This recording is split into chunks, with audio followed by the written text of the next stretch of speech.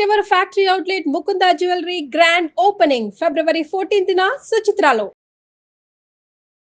నమస్తే అమ్మా. నమస్కారం తల్లి. మనం ఇంట్లో నుంచి ఏదైనా పని మీద బయటికి వెళ్తున్నప్పుడు లేకుంటే ఏదైనా ప్రదేశానికి వెళ్తున్నాం అనుకోండి, ఒక 2-3 రోజులు రాము, మళ్ళీ జాగ్రత్తగా వెళ్ళి జాగ్రత్తగా ఇంటికి రావాలి. ఇంట్లో వాళ్ళు చెప్తారు చూడండి, క్షేమంగా వెళ్ళి లాభంగా తిరిగి రండి అని. అలా జరగాలి అంటే మనం దేవుడికి ఏదైనా ప్రార్థించాలా? దానికి సంబంధించి శాస్త్రం ఏమన్నా చెప్తా ఉందా? అమ్మ, మీరు మాట చెప్పారు చూసారా, దేవుడు అన్నది మనకి ఒక చోట ఒక విగ్రహంలో మాత్రమే లేడు, విగ్రహంలో కూడా ఉన్నాడు దేవుడు. మన దేవుళ్ళు మన కంటి ముందు సజీవంగా కనపడతారమ్మా, ప్రాణంతో ఉన్నారు మనకి దేవుళ్ళు. అమ్మా నాన్న, ఇంట్లో పెద్దవాళ్ళు ఉన్నారు. అవునమ్మా. తప్పనిసరిగా ఏం చేసేవాళ్ళమమ్మా, మీ చిన్నప్పుడు మా చిన్నప్పుడు పరీక్షలకు ఎడుతూ ఉంటే ఏం చేసేవాళ్ళం, వాళ్ళకి వాళ్ళ కాళ్ళకి నమస్కారం పెట్టి, వాళ్ళ కాళ్ళకి నమస్కారం పెడితే వాళ్ళు ఏమనేవాళ్ళు, అదిగో అక్కడ రాముడు ఉన్నాడు, కృష్ణుడు ఉన్నాడు, గణపతి ఉన్నాడు, లేదా దేవుడు ఉన్నాడు, అక్కడికి వెళ్ళి దండం పెట్టుకోమని చెప్తారు. అవును. అంటే ఇది ప్రతినిత్యం కాస్త ప్రధానమైన పని అయితే ప్రతినిత్యం చేసేదే, అంతే కదా. అసలు ఇంట్లోంచి చెప్పకుండా వెళ్ళడం అనేది చాలా భయంకరమైనటువంటి దోషం. ఎవరో ఒకళ్ళకి చెప్పి వెళ్ళాలి, అమ్మ వెళ్ళొస్తానని చెప్పి మంచిది అని వాళ్ళు అన్నాక బయలుదేరాలి. ఇది మన పద్ధతి కదా. అంటే అప్పటికే సజీవంగా ఉన్నటువంటి మన పెద్దలు మన యొక్క క్షేమాన్ని కోరుకున్నారు. క్షేమంగా వెళ్ళి లాభంగా రా అంటే అన్నారు, మంచిది అంటారు, మంచిది శుభం ఏదో ఒకటి, వెళ్ళరమ్మా ఏదో ఒక మాట అంటారు, అని అన్నా అంటారు, పనిలో ఏదో ఉంటే. అంటే వాళ్ళు ఇవన్నీ కూడా ఇలా వీటిల్లో ఇమిడిపోయి ఉన్నాయి.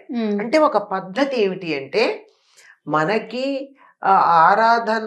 ఆరాధ్య దైవాలైనటువంటి దేవతల యొక్క ఛాయాచిత్రాలకో బొమ్మలకో నమస్కారం చేసుకోవడంతో పాటు సజీవంగా ఉండేటటువంటి ప్రత్యక్ష దైవాలైనటువంటి మన తల్లిదండ్రులకో పెద్దలకి ఇంట్లో ఎవరుంటే వాళ్ళకి కాళ్ళకి దండం పెట్టి వెళ్ళడం అన్నది, వాళ్ళ ఆశీర్వచనాలు తీసుకెళ్ళడం అన్నది పద్ధతిగా ఉంది. మరి నాకు అప్పుడప్పుడు అనిపిస్తూ ఉంటుంది, ఇలా చెప్పకుండా వచ్చారేమో ఇన్ని యాక్సిడెంట్లు అవుతున్నాయి అని. ఇప్పుడు మనకు మాట అంటూ ఉంటారు, పూర్వకాలం కూడా వినేవాళ్ళం, ఏమని, ఎవరన్నా కారుకి అడ్డంగా వస్తే ఇంట్లో చెప్పొచ్చావా అంటూ ఉంటాడు. అవునమ్మా. ఏమిటి ఇంట్లో చెప్పొచ్చావా అంటే, నేను చస్తున్నానని చెప్పడం కాదు, ఇంట్లో పెద్దవాళ్ళకి నేను ఇంటికి బయటికి వెడుతున్నాను అని వాళ్ళ ఆశీర్వచనాలు తీసుకుని వచ్చావా లేదా అని అర్థం అక్కడ. కానీ మరి వేరేగా అనుకుంటుంటా. అంటే ఇంట్లో అలా చెప్తే వాళ్ళ ఆశీస్సులు తప్పనిసరిగా ఉంటాయి. ఆశీస్సులు ఉన్నప్పుడు మనం చేసేటటువంటి పని ఎప్పుడు కూడా నైతిక బలాన్ని ఇస్తుంది. భౌతిక బలం వస్తుందా లేదా అన్న తర్వాత మాట, నైతిక బలం అయితే ఉంటుంది. అందువల్ల పూర్వకాలం తీర్థయాత్రలకు ఎడుతుంటే ఏం చేసేవాళ్ళో తెలుసమ్మా, ఇంట్లో దేవుడికి దగ్గర దీపం పెట్టుకుని వెళ్ళొస్తామని చెప్పి దేవుడికి దండం పెట్టి, మేము తిరిగి వచ్చేదాకా ఈ ఇంటిని మమ్మల్ని జాగ్రత్తగా కాపాడమని కులదైవానికి నా దండం పెట్టుకుని దేవుడికి చెప్పుకుని బయలుదేరేవాళ్ళు. ఇంట్లో అందరూ బయలుదేరితే తప్పనిసరిగా చేస్తారు ఆ పని. లేదు అంటే ఇంకా కొంతమంది ఇంకొంచెం ఎక్కువ స్థాయిలో ఊళ్ళో ఉన్న దేవుడు దేవాలయం ఉంటుంది కదా, ఆ దేవాలయానికో గ్రామదేవతకో నమస్కారం పెట్టుకుని మేము వెళ్ళొస్తాం, వచ్చేదాకా నా ఇంటిని నన్ను కాపాడమని చెప్పుకుని పెడతారు. ఈ రెండు పద్ధతులు ఉన్నంతకాలం మనకి ఈ దుర్ఘటనలు, యాక్సిడెంట్స్ అనేవి ఎక్కడున్నాయమ్మా, లేవు కదా.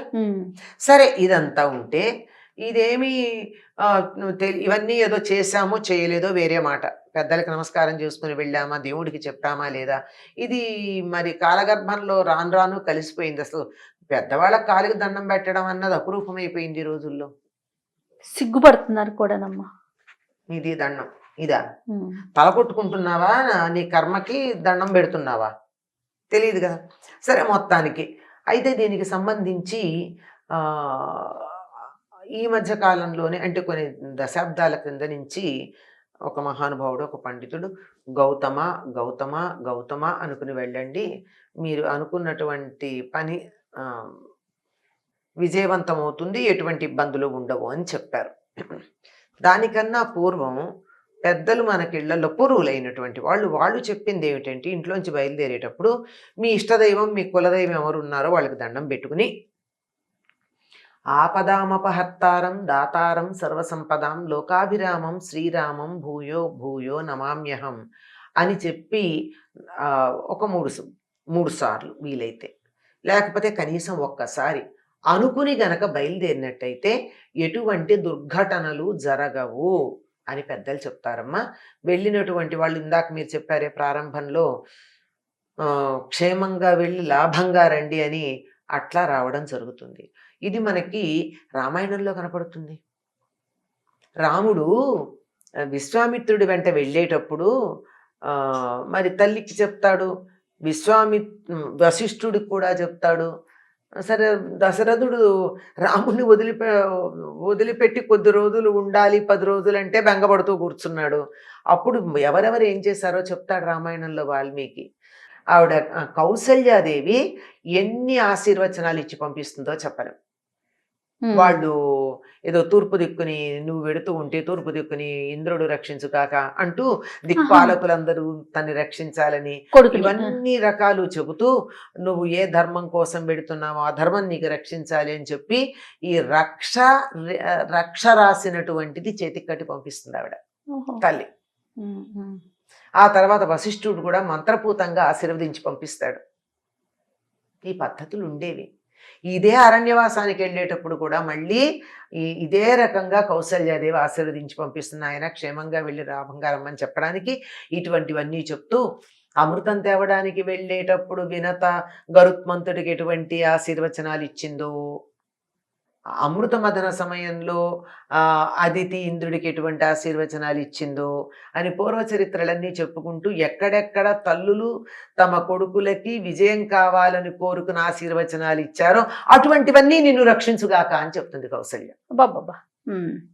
అంటే ఈ ఆశీర్వచనాలు పనిచేస్తాయంటే నైతికంగా చాలా గొప్పగా పనిచేస్తాయమ్మా. పని చెయ్యవు అనడానికి వీల్లేదు. ఇప్పటికి కూడా చూడండి, పిల్లలు పరీక్ష రాస్తుంటే ఇంట్లో కూర్చుని దేవుడా దేవుడా దేవుడి దగ్గర కూర్చునే వాళ్ళు చాలా మంది ఉన్నారు. అంతదాకా ఎక్కర్లేదు. ప్రముఖమైనటువంటి క్రికెటర్ ఆడుతూ ఉన్నప్పుడు వాళ్ళమ్మ చూసేది కాదట, కూర్చుని జపం చూసుకుంటూ కూర్చునేదట హనుమంతుడి దగ్గర. విన్నాం కదా. ఇవి నైతిక బలాన్ని ఇస్తాయి. మనిషి కుంగిపోకుండా ఏదన్నా ఒక ఎదురు దెబ్బ అంటే ఎదురు దెబ్బ కదా, ఆటల్లో అరటిపండు అన్నట్టు ఒకటేదో నష్టం అవుతుంది. ఎప్పుడు ఒక్కటి నష్టపోకుండా మొత్తం లాభం వచ్చేయాలని ఉంటుందా? ఆటల్లో ఉండదు కదా. 2 పక్షాలు గెలుస్తాయి, ఇంతో కొంత. ఒకటో రెండో తేడాలో వీళ్ళు గెలిచారు వాళ్ళు ఓడారు అన్నారు. అందుకే ఓడారని కాకుండా విన్నర్సు రన్నర్సు అని, అంటే ఇంకా పరిగెడుతూనే ఉన్నారు అని అర్థం. అవును, అంతే తప్ప ఆ పూర్తిగా పనికి రాకుండా పోరు కదా. అందువల్ల ఒక్క పాయింట్ మిస్ అయిపోగానే దిగులు పడిపోకుండా ఆ తల్లి చేస్తున్నటువంటి ఆశీర్వచనాలు ఇక్కడ పనిచేస్తాయి. ఖచ్చితంగా ఇంట్లో ఉన్న పెద్దవారికి చెప్పి వెళ్ళాలి, పెద్దవాళ్ళకి చెప్పి వెళ్ళాలి. ఆ పెద్దవాళ్ళేమో దేవుడికి కూడా చెప్తారు. ఇవి చెప్తూ నిజంగా ఆపదామపహర్తారం, ఆపదలన్నీ పోగొడతాడండి. ఇంకేమిటి ఏ ఆపదైనా రాముణ్ణి ప్రార్థించుకుని కానీ వెళ్ళినట్టయితే ఏ ఇబ్బంది ఉండదు అని చెప్తారు. మాకు మా ఇంట్లో మా పెద్దలు చెప్పింది ఇదేనమ్మా. అమ్మ, ఏ సందర్భంలో బయటకు వెళ్తున్నా కూడానమ్మా, ఇప్పుడు ప్రతిరోజు ఆఫీస్కి వస్తారు, అలాంటప్పుడు కూడానా ఓసారి అనుకుంటే నష్టం ఏంటో, ఎంతసేపు పడుతుంది? 30 సెకండ్లు పడుతుంది. 30 సెకండ్లు పట్టదా? అంతే కదా. 30 సెకండ్లు జీవితంలో సమయం లేదా? చెప్పులు వేసుకుని కూడా అనుకోండి, పోని చెప్పులు వేసుకుంటూ అనుకోండి, షూ వేసుకోవడానికే 2 నిమిషాలు పెట్టుకుంటున్నారు మీరు, అంతే కదా. ఆ చెప్పులు వేసుకోవడానికి వచ్చే ముందు ఒక్క క్షణం ఇది అనుకుంటూ చెప్పుల దగ్గరికి వచ్చి చెప్పులు వేసుకోండి చాలు. నమస్తే. నమస్తే అమ్మా.